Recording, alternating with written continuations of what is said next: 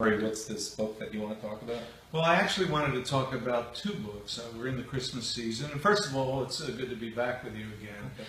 And books are often used as stocking stuffers, and I guess most people tend to gravitate toward fiction. But I did want to tell the viewing audience about two nonfiction books that I think One at a time, remember. All right, one at a time.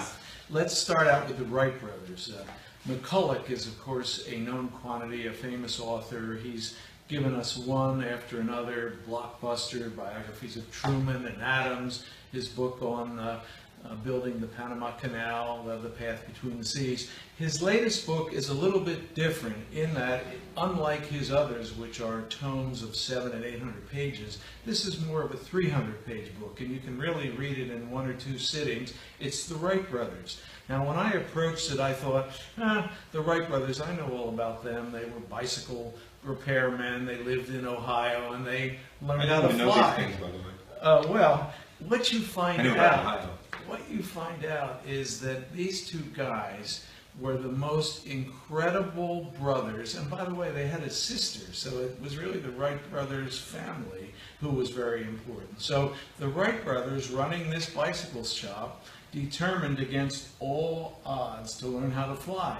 Now, first of all, physicists and aerodynamics people had either said it couldn't be done, or they'd been working for years and years, and these guys are two high school graduates. And by dint of an amazing amount of stick-to-itiveness, they went down to Kitty Hawk, they watched birds, they drew pictures of birds' wings, they designed their gliders, and they spent months learning how to glide, learning how to turn, learning how to go up, learning how to go down. Nothing powered. It wasn't powered flight.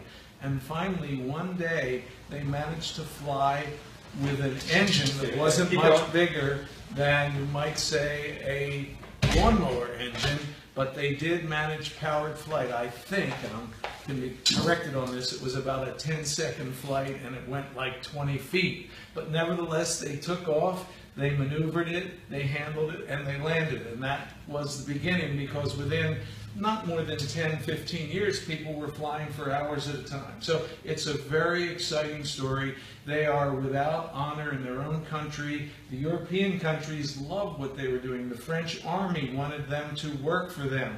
Even the hometown Dayton newspaper ignored them until an awful lot happened in Europe, and finally Let me press you a little bit Go about ahead. that. Why is that? I mean, it's not like Jerry Lewis or something in France, but why did the Europeans appreciate what they were doing so much more? I think their military at that time was more sophisticated and was more thoughtful. We tend to think in contemporary times where America has become a major power, but back in the early part of the 20th century, the U.S. was really lagging way behind.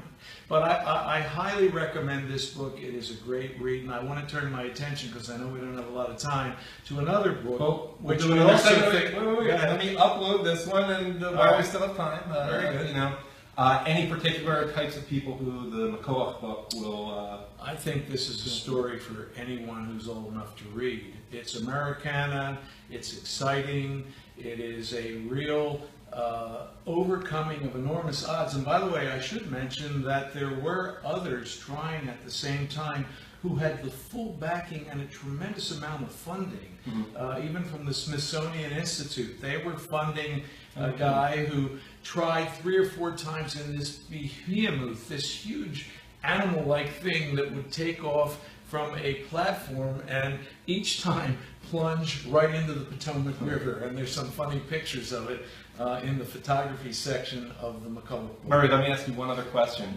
I generally, and I'm guilty of this, don't think of Orville and Wilbur as different. I just think of them as one entity. What were the distinctions between the brothers? A good question. I can't tell you Orville versus Wilbur, but I can tell you they were quite different. One was very, very, very bright, and by the way, was offered a scholarship to Harvard and was on his way to Harvard when he was stricken in a bad way, and he ended up going to school in a small school in the Ohio area.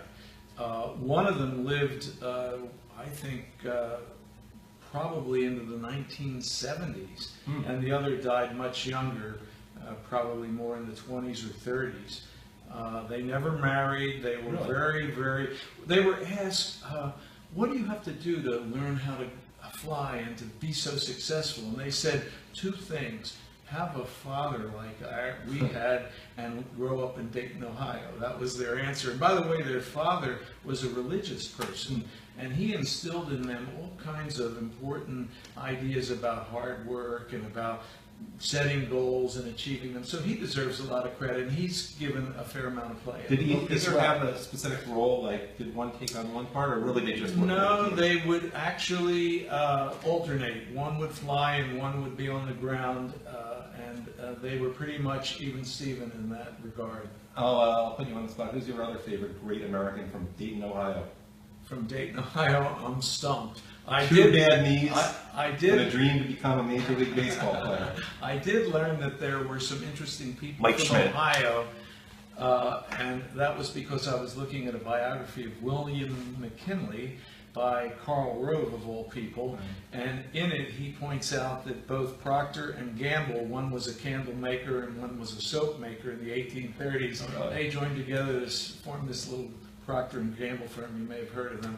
And the other guy lived in Cleveland, and that was Rockefeller. He put together something. So Ohio has produced other famous and important Americans. But the Wright brothers are unique because they had so little going for them the way the world normally looks at somebody, and yet they had so much going for them in terms of their inner drive, their inner strength. And the thing I loved is that they were ridiculed and told by people with a lot of science that you can't do this. You know, the old idea that if men were meant to fly, they'd have been given wings by God. I mean, that was not just a slogan. There were a lot of people who believed that. So read the book. It's a page turner. You'll learn a lot. It's highly enjoyable. Go out and get it. Great. Thanks, All right, Murray. thank you.